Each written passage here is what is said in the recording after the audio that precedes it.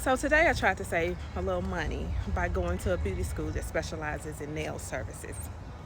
So instead of paying $75 or so, I would only pay 30. Once I got there, sat down, I looked at a sign on the wall that said, all services are done by students exclusively, letting you know, however your service turned out, you are okay with that. You even have to sign something stating that you are aware of that. But because I wanted to save a little money, I put my faith in one of their students. And after sitting in the chair for 2 full hours and being distracted on my phone for most of that time, I looked down at my hands.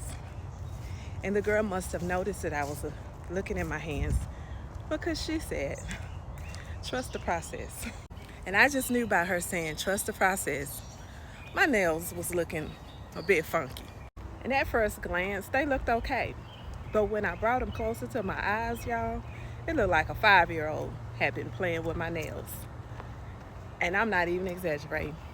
And in that moment, I had two choices. I could yield to my flesh and show her how bothered I was for being in that chair for over 2 hours and literally nothing had been done. I mean, my hands was looking way worse than what they were when I came in and sat down. Then the second choice was remain calm, don't be moved by how things appear, and trust the process.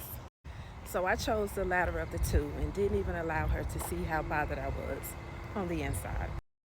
It took a whole nother hour for her to correct, clean up, and make better all the mistakes that she had made. It ended up being okay. And truth be told, that's how life is sometimes. When we are in our waiting season, we can become weary while looking at our circumstances that isn't lining up with what God has said. But if only we would be patient and still and not allow our feelings and emotions to override that still small voice that has spoken to us and said, trust the process.